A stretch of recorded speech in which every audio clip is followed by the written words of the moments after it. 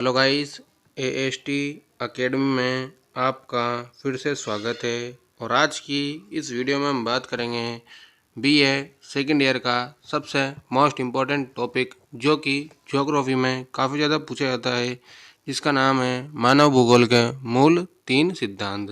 यानी कि मुख्य रूप से मानव भूगोल के 3 सिद्धांत बीए सेकेंड ईयर में आपको बताया है। तो वीडियो को बिल्कुल भी स्किप मत करना, वीडियो को बिल्कुल एंड तक देखना। तो चलिए शुरू करते हैं। यहाँ पर हम बात करते हैं मानव भूगोल के 3 सिद्धांत। कौन कौन से सिद्धांत आपके सिलेबस में दिए हैं, तो मैं बात करता हूँ यहाँ पर सभी जितनी भी यूनिवर्सिटी है उनके लिए होने वाली ये वीडियो। तो वीडियो को अंत तक देखना और अच्छी तरीके से समझना एक चीज़। मानव भूगोल के 3 सिद्धांत। अब कौन कौन से 3 सिद्धांत हैं यहाँ पर मानव भूगोल के, देखना। सबसे पहले बात करेंगे यहाँ पर हम क्रियाशीलता का सिद्धांत, फिर बात करेंगे पार्थिविकता का सिद्धांत, फिर बात करेंगे यहाँ पर वातावरण समायोजन का सिद्धांत। अब इनमें किस प्रकार से आपको लिखना है, किस प्रकार से थ्योरी याद करनी है, तो देखना।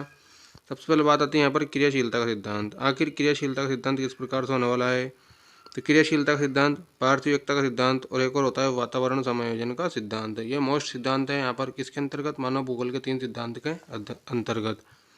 अब बात करते हैं यहाँ पर 2 छोटे छोटे क्वेश्चन लिखे हैं मैंने आपके लिए, मोस्ट इंपॉर्टेंट क्वेश्चन है, यही आते हैं यहाँ पर जो ऑनलाइन क्वेश्चन रहते हैं उनके हिसाब से। तो देखना, भौगोलिक वातावरण का प्रभाव जो पुस्तक है वह किसके द्वारा लिखी गई है, तो एसी सैम्पुल के द्वारा। किसके द्वारा लिखी गई है यहाँ पर, भौगोलिक वातावरण का सिद्धांत और जो पुस्तक है एसी सैम्पुल ने के द्वारा लिखी गई है। अनुकूलन किसे बोलते हैं, तो अनुकूलन की बात करें यहाँ पर, तो अनुकूलन की बात आती है, तो यहाँ पर अनुकूलन की बात करते हैं अपन। देखना, अनुकूलन, तो अनुकूलन यहाँ पर मनुष्य द्वारा वातावरण के विभिन्न, मनुष्य के द्वारा वातावरण के विभिन्न कारकों के प्रभाव के अनुसार अपने आप को समायोजित करने की क्रिया का अनुकूलन कहते हैं। यानी कि मनुष्य द्वारा वातावरण के विभिन्न कारकों के प्रभाव के अनुसार अपने आप को समायोजित करने की क्रिया क्या कहलाएगी, अनुकूलन कहलाती है। ठीक है। इसके बाद बात करते हैं अपन अब ये तीनों सिद्धांत के बारे में एकदम डिटेल में। तो देखना, ये नोट्स है, आप चाहे तो इन्हें लिख भी सकते हैं वीडियो को रोक रोक के। देखना, पहला आता है हमारा क्रियाशीलता का सिद्धांत। या कि क्रियाशीलता का सिद्धांत क्या है, तो मैं आपको केवल वे लाइनें बताऊंगा जो आपको याद करनी है और अच्छी तरीके से पढ़नी है, फिर उसके बाद आप खुद भी बनाकर लिख सकेंगे। तो देखना, यहाँ पर बात करते हैं अपन क्रियाशीलता के सिद्धांत के बारे में। अब किस प्रकार से ये, तो क्रियाशील सिद्धांत, प्रिंसिपल ऑफ एक्टिविटी, मनुष्य के द्वारा मनुष्य के चारों तरफ विद्यमान भौतिक एवं सांस्कृतिक वातावरण के सभी तथ्य परिवर्तनशील है। अब क्रिया और इन सब में, यानी कि आपको पता है एक तो भौतिक तथ्य होते हैं और एक सांस्कृतिक तथ्य होते हैं, यानी जो वस्तुएं होती है भौतिक और सांस्कृतिक।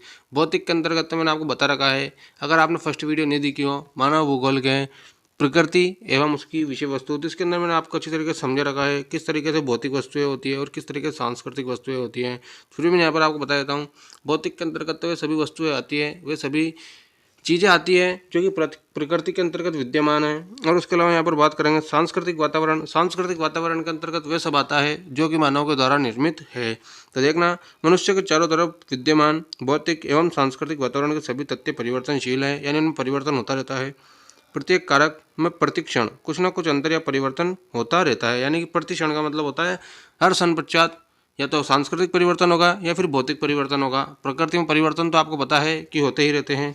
स्वयं पृथ्वी एवं उस पर विद्यमान सभी तत्व, जड़ चेतन, प्राकृतिक, सांस्कृतिक आदि सभी तत्व समय परिवर्तन के साथ बदलते रहते हैं। यानी कि स्वयं पृथ्वी बदलती रहती है। तो आपको भी याद है, जैसे कि मौसम चेंज होंगे तो पृथ्वी में परिवर्तन होगा, यानी कि परिवर्तन तो होता ही रहता है पृथ्वी में। तो इसी तरीके से इसे क्या बोलेंगे अपन, क्रियाशीलता का सिद्धांत बोलेंगे। हमारे चारों तरफ जितनी भी वस्तुएं उपस्थित है वे सभी परिवर्तनशील हैं। ठीक है।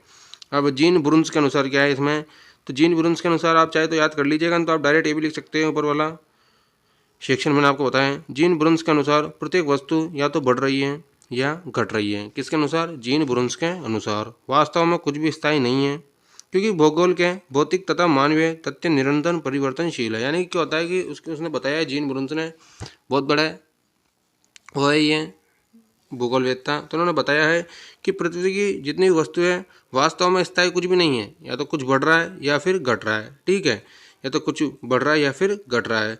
अतः इसी दृष्टि से उनका अध्ययन भी किया जाना चाहिए। ठीक है ना। परिवर्तन प्रकृति का नियम है, ये वाला मोस्ट टॉपिक है ना। तो यहाँ पर बात करेंगे अपन, परिवर्तन किसका नियम है, प्रकृति का नियम है। प्रकृति में प्रत्येक जीव या पदार्थ का एक जीवन काल होता है। ठीक है। प्रकृति में प्रत्येक जीव या पदार्थ क्या होता है, एक जीवन काल होता है। अब प्रकृति में जीव भी है तो उनका जीवन काल भी होगा भाई, ठीक है, किस प्रकार से कितने समय तक जीवित रहेंगे वे। तो यहाँ पर हम बात करते हैं प्रत्येक तत्व की उत्पत्ति, विकास एवं समाप्ति होती है। ये तो आपको भी याद है, जिसकी उत्पत्ति होगी फिर उसका विकास होगा, फिर समाप्ति भी होगी। इस प्रक्रिया अर्थात जीवन चक्र में भौतिक एवं सांस्कृतिक तत्वों की उत्पत्ति, बाल्यावस्था, प्रौढ़ावस्था, जीर्णावस्था एवं अंत में समाप्ति का चक्र प्रतिक्षण चलता रहता है, यानी परिवर्तन चलता है। ये तो आपको पता है। और परिवर्तन में कौन कौन सी अवस्था आते हैं यहाँ पर, एक तो आती बाल्यावस्था, फिर आती प्रौढ़ावस्था, जीर्णावस्था। ये इंसानों की नहीं आती है, बल्कि पृथ्वी के जितने भी तत्व है सांस्कृतिक एवं प्राकृतिक, जिसके अंतर्गत पर्वत, पठार और उसके अलावा नदियाँ, सबकी बाल्यावस्था, प्रौढ़ावस्था एवं जीर्णावस्था एवं अंत में समाप्ति भी आती है, ठीक है ना। परिवर्तन सजीव और निर्जीव दोनों कारकों में प्रतिक्षण होता रहता है। फसलों, पेड़ पौधों, जीव जंतुओं आदि का जीवन समय एवं दर समय परिवर्तित होता रहता है। ये तो आपको भी याद है। अब आप ये लिख देने वाली लाइन लिखो तो कोई दिक्कत नहीं है, ठीक है। इसी प्रकार पर्वत अप्रदन द्वारा छोटे होते रहते हैं। हम पिघलाकर सागरों में, यानी जो हिम रहती है ना, हिम यानी बर्फ, वो सागरों में चली जाती हैं। स्वयं जलवायु भी परिवर्तित होती रहती है। आपको याद है कि सब कुछ परिवर्तन होता है पृथ्वी में, ठीक है ना।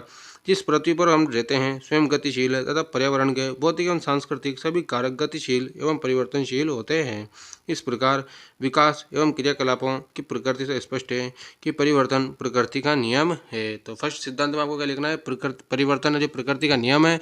क्रियाशीलता का मतलब क्या होता है, क्रिया हो रही है पृथ्वी में, या तो बढ़ रही है या फिर घट रही है। ये तो आपको भी याद है। कौन कौन से दो तत्व बताए मैंने आपको, कमेंट सेक्शन में लिखकर बताना। और एक बार और रिवाइज कर लेते हैं हम। दो तत्व होते हैं हमारे, एक तो होता है यहाँ पर प्राकृतिक तत्व और एक होता है यहाँ पर सांस्कृतिक तत्व। प्राकृतिक तत्वों में क्या क्या आएंगे, नदी, नदियाँ, पर्वत, पठार और उसके अलावा जितनी भी वस्तुएं, वन, पर्वत क्षेत्र, जो भी वस्तुएं प्रकृति के अंतर्गत विद्यमान है, प्रकृति के द्वारा में दी गई है, वो सब प्राकृतिक तत्वों में आएंगे। और सांस्कृतिक तत्वों की बात करेंगे यहाँ पर, तो सांस्कृतिक तत्वों में केवल वे आएंगे जो कि मानव के द्वारा निर्मित है, जैसे सड़कें हुई, रेल की पटरियाँ हुई और उसके अलावा पुल हुए, है ना, और उसके अलावा बड़ा बड़ा मकान, घर, जो बिल्डिंगें वगैरह जो भी मानव के द्वारा निर्मित है, बस्तियाँ हुई, वे सब किसके द्वारा आएगी, सांस्कृतिक तत्व के अंतर्गत आएगी। तो दो तत्व आपको लिखने हैं। अब बात करते हैं हम अगले सिद्धांत की।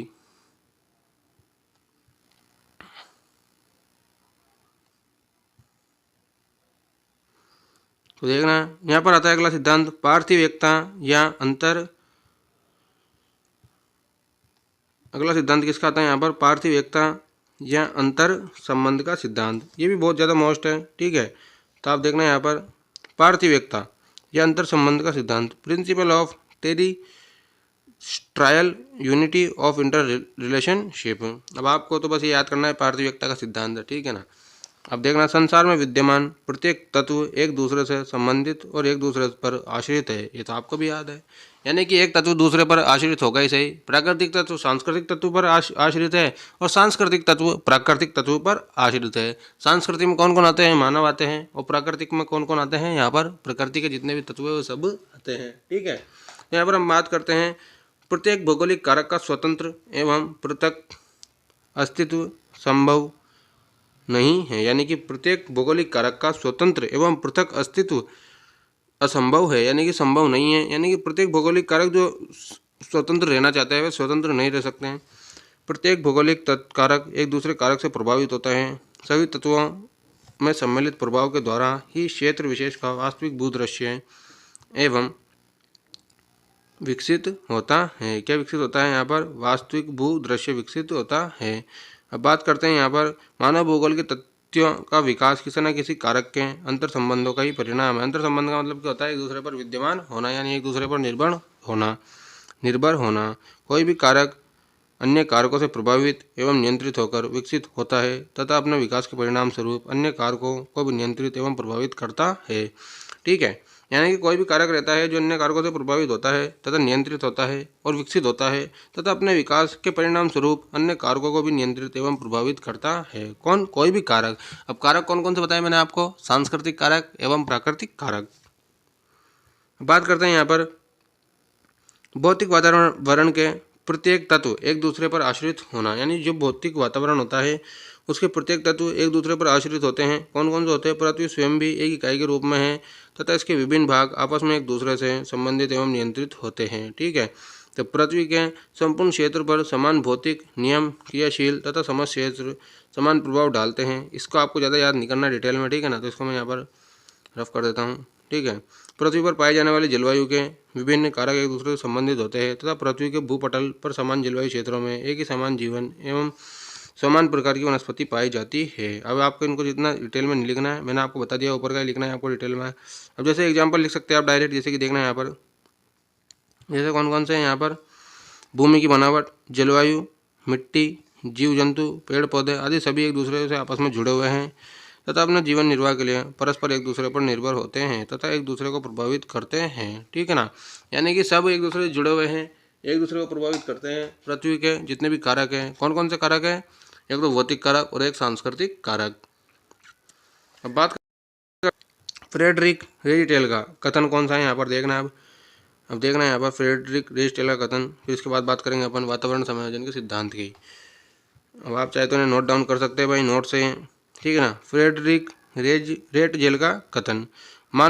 जर्मन मानव भूगोलवेत्ता फ्रेडरिक रेटजेल ने अपनी पुस्तक एंथ्रोपोजियोग्राफी में पार्थिविकता के सिद्धांत पर सबसे अधिक बल दिया है। इनकी कौन सी पुस्तक थी, पहले तो देखना। इनकी पुस्तक का नाम है एंथ्रोपोजियोग्राफी। किसने लिखी है, फ्रेडरिक रेटजेल के द्वारा लिखी गई है। और कौन सा सिद्धांत दिया इनके द्वारा, पार्थिविकता के सिद्धांत पर अपनी पुस्तक में सबसे ज़्यादा जोर दिया है। उनके मत अनुसार पार्थिविकता यानी कि एकता, प्राकृतिक कारक और सांस्कृतिक कारक दोनों एक रहते हैं। तो उनके मत अनुसार मानव भूगोल के दृश्य पार्थिव एकता से संबंधित है, केवल उसी के द्वारा समझाए जा सकते हैं।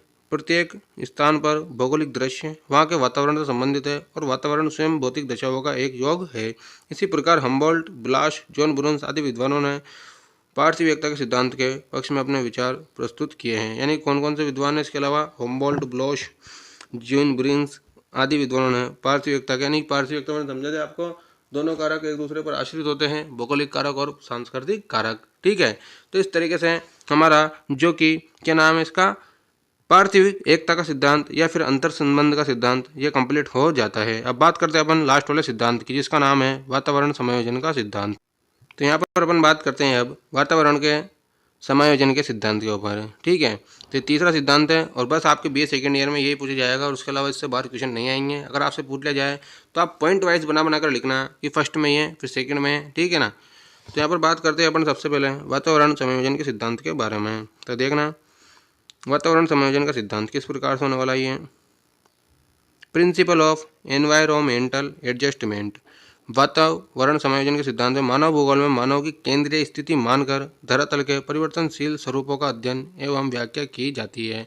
अब इसमें क्या होता है कि मानव भूगोल में मानव की केंद्रीय स्थिति मानकर धरातल के परिवर्तनशील स्वरूपों का अध्ययन किया जाता है। यानी कि इसमें किसको रखा जाएगा, बीच में मानव को, यानी केंद्र में किसको रखा जाएगा, यहाँ पर मानव को। अगर मानव नहीं होगा तो मानव भूगोल कहाँ से चलेगी, आप ही बताइए। तो इस तरीके से यहाँ पर बताया है कि मानव भूगोल के वातावरण का समायोजन सिद्धांत के अंतर्गत कि मानव भूगोल के इस सिद्धांत के अंतर्गत जो मानव है उसको केंद्र में मानकर, ठीक है ना, यानी कि मध्य केंद्र में रखकर मानव को उस सिद्धांत की चर्चा की जाती है, वातावरण समायोजन के सिद्धांत की। अतः प्राकृतिक वातावरण के विभिन्न तत्व जैसे भूमि की बनावट हुई, जलवायु के कारक हुए आदि, मनुष्य की आर्थिक, सामाजिक एवं सांस्कृतिक वातावरण के तत्व, रहन सहन, खान पान, वेशभूषा, रीति रिवाज आदि तत्व भी मनुष्य की विभिन्न क्रियाओं को प्रभावित करते हैं। अब देखना कि यहाँ पर बात करते हैं प्राकृतिक वातावरण के विभिन्न तत्व जैसे भूमि की बनावट हुई, जलवायु के कारक हुए आदि, मनुष्य की आर्थिक, सामाजिक एवं सांस्कृतिक वातावरण के तत्व, रहन सहन, खान पान, वेशभूषा, रीति रिवाज आदि तत्व भी मनुष्य की विभिन्न क्रियाओं को प्रभावित करते हैं। कौन कौन से तत्व मैंने आपको बताया यहाँ पर प्रभावित करते हैं एक दूसरे को, ठीक है ना। अब इससे पहले वाले सिद्धांत में सांस्कृतिक एवं प्राकृतिक वातावरण के विभिन्न तत्वों द्वारा प्रभावित होने के बाद मनुष्य अपनी बुद्धि, कौशल एवं तकनीकी ज्ञान के आधार पर इन कारकों के साथ अनुकूलन करता है तथा कठिन परिस्थितियों में अपने जीवन निर्वाह के लिए अनुसार रूपांतरित करने का प्रयास करता है। इस अनुकूलन एवं रूपांतरण करने की प्रक्रिया को ही वातावरण समायोजन का सिद्धांत कहते हैं। यानी कि इस अनुकूलन एवं रूपांतरण करने की प्रक्रिया को क्या बोलते हैं, वातावरण का समायोजन का सिद्धांत बोलते हैं। यानी कि अपनी बुद्धि के साथ साथ अब कौशल एवं तकनीकी ज्ञान के आधार पर अनुकूलन करता है। अब अनुकूलन की परिभाषा मैंने आपको बताई थी, ठीक है ना। अब बात करते हैं यहाँ पर रूपांतरण की। अब रूपांतरण भी यही है, अनुकूलन की तरह ही है, ठीक है ना। रूपांतरित कर देता है यानी बदल देता है तो इस अनुकूलन एवं रूपांतरण करने की प्रक्रिया को क्या बोलेंगे, वातावरण समायोजन का सिद्धांत। अगर आपसे पूछ लिया जाए वातावरण समायोजन का सिद्धांत है तो आपको बल किस पर देना है, यहाँ पर एक तो आएगा हमारा रूपांतरित होना और एक आएगा यहाँ पर अपना अनुकूलन होना, ठीक है ना। तो अनुकूलन एवं रूपांतरण। अब पृथ्वी के विभिन्न क्षेत्रों में सामाजिक, सांस्कृतिक, आर्थिक, प्राकृतिक आदि तत्वों में विविधता पाई जाती है। अब पृथ्वी के विविध तत्वों में आपको ये भी याद है कि सांस्कृतिक, सामाजिक, आर्थिक, प्राकृतिक तत्वों में विविधता पाई जाएगी। अतः एक प्रदेश से दूसरे प्रदेश या क्षेत्र में जाने पर मनुष्य को विभिन्नता का सामना करना पड़ता है, जिसके कारण उसे अपने जीवन निर्वाह हेतु वातावरण के साथ समायोजन करना पड़ता है। और इसी कारण इसे क्षेत्रीय विभेदीकरण या क्षेत्रीय विविधता का सिद्धांत भी बोलते हैं। यानी कि आपको पता है कि एक प्रदेश से दूसरे प्रदेश में जाएंगे अपन, तो वहाँ पर जीवन निर्वाह के लिए हमें वहाँ पर अपने आप को परिवर्तित करना पड़ेगा, क्योंकि वहाँ की भौगोलिक दशा है और सांस्कृतिक दशा है, दोनों अलग अलग होगी। क्योंकि भौगोलिक के अनुसार तो जलवायु अलग होगी वहाँ की, एक क्षेत्र से दूसरे क्षेत्र में जाते हैं अपन जो। और उसके अलावा सांस्कृतिक दशाओं की बात करेंगे तो वहाँ की भाषा अलग होगी, जीवन शैली अलग होगी लोगों की। तो इस तरीके से अपन को समायोजन करने के लिए क्या करना पड़ेगा, अनुकूलन करना पड़ेगा या फिर अपना रूपांतरण करना पड़ेगा, ठीक है। अब बात करते हैं इसका थोड़ा सा और बच रहा है यहाँ पर प्राकृतिक, देखना पीडीएफ सही नहीं है यहाँ पर, फिर भी देख सकते हैं आप। प्राकृतिक एवं सांस्कृतिक वातावरण के तत्वों में विषमता मिलना। धरातल पर पर्वत, पठार, झील आदि अनेक विविधताएं पाई जाती हैं। इस प्रकार जल एवं स्थल के वितरण में भी विषमता पाई जाती है। यानी कि क्या होता है, धरातल पर पर्वत, पठार, झील आदि अनेक विविधताएं पाई जाती हैं और इसी प्रकार जल एवं स्थल के वितरण में भी विषमताएं पाई जाती हैं। जलवायु के विभिन्न कारक जैसे कि तापमान, वर्षा, आर्द्रता, वायुदाब आदि का वितरण धरातल पर विषमता युक्त पाया जाता है। इसी प्रकार सांस्कृतिक वातावरण के तत्व जैसे रहन सहन, खान पान, रीति रिवाज, उद्योग, तकनीकी आदि भी भूतल पर अत्यधिक विषमता पाई जाती हैं। यानी कि खान पान के, रहन सहन में, सब में विषमता पाई जाती है पृथ्वी में, ठीक है। परंतु इसी प्रकार सांस्कृतिक वातावरण के तत्व जैसे कि रहन सहन, खान पान, रीति रिवाज, उद्योग, तकनीकी की आदि अत्यधिक विषमता पाई जाती है। इन विविधताओं एवं विषमताओं के कारण एक क्षेत्र के मनुष्य जब दूसरे क्षेत्र या प्रदेश में जाते हैं तो धीरे धीरे उस क्षेत्र के वातावरण के अनुसार अपने आप को बदलने की कोशिश करते हैं। और यही क्या है, वातावरण समायोजन का सिद्धांत है। इसमें क्या होता है कि मनुष्य एक स्थान से दूसरे स्थान में जाता है तो क्या होता है, एक स्थान से दूसरे स्थान में जाने के पश्चात अपने आप का रूपांतरण कर लेता है, उस क्षेत्र के अनुसार अपने आप को ढाल लेता है, अनुकूलन कर लेता है उस क्षेत्र का। तो उसे क्या बोलेंगे अपन, वातावरण समायोजन का सिद्धांत। यानी कि वातावरण को समायोजित कर लेता है। तो एक बार हम यहाँ पर वापस रिवाइज कर लेते हैं कौन कौन से सिद्धांत है हमारे। तो इस तरीके से यहाँ पर हमारी ये वीडियो कंप्लीट हो जाती है। तो सबसे पहले अपन बात करते हैं फर्स्ट सिद्धांत की, हमारे यहाँ पर देख लेते हैं। तो देखना यहाँ पर रिवाइज में, तो क्रियाशीलता का सिद्धांत। क्रियाशीलता के सिद्धांत में क्या होता है कि मनुष्य क्रिया करता है, ठीक है ना। यानी कि अस्थिर नहीं है, मनुष्य भी क्रियाशील मानव है और पृथ्वी भी अस्थिर नहीं है, अस्थिर है, यानी बिना रुकने वाली है। पार्थिविकता के सिद्धांत की बात करेंगे यहाँ पर, तो पार्थिविकता पाई जाती है, दोनों कारक एक दूसरे पर, मतलब कि एक तो प्राकृतिक कारक होता है, एक सांस्कृतिक कारक है, ठीक है ना। तो दोनों कारक एक दूसरे पर निर्भर है। और वातावरण समायोजन सिद्धांत की बात करेंगे तो वातावरण समायोजन के सिद्धांत के अंतर्गत क्या होता है यहाँ पर कि वातावरण को समायोजित करना पड़ता है, किसके द्वारा, मानव के द्वारा, ठीक है ना। और यहाँ पर बात करते हैं अपन एक एक वन लाइनर क्वेश्चन की एक बार और देख लेते हैं। तो भौगोलिक वातावरण का प्रभाव किसके द्वारा लिखी गई है यहाँ पर, ऐसी सैंपल के द्वारा। अनुकूलन क्या किसे बोलते हैं यहाँ पर, मनुष्य द्वारा वातावरण के विभिन्न कारकों के प्रभाव के अनुसार अपने आप को समायोजित करने की क्रिया को अनुकूलन कहते हैं। यानी कि वातावरण का जो प्रभाव रहता है और जो उसके कारक रहते हैं उसके अनुसार अपने आप को समायोजन करना क्या कहलाएगा, यहाँ पर अनुकूलन कहलाता है। और इस तरीके से ये हमारा टॉपिक कंप्लीट हो जाता है, मानव भूगोल के 3 सिद्धांत। और इसके बाहर एक भी क्वेश्चन नहीं जाएगा आपका। आप इस वीडियो को एक बार की बजाय 2 बार देख लीजिए। आप चाहे तो नोट डाउन कर लीजिए, अगर नोट डाउन नहीं करते हैं तो 2 बार वीडियो देख लीजिए, आपको अच्छी तरीके से टॉपिक याद हो जाएगा। And thanks for watching, subscribe for more videos. और अगली वीडियो किस टॉपिक पर बनाए ये भी आप हमें कमेंट सेक्शन में सजेस्ट कर सकते हैं।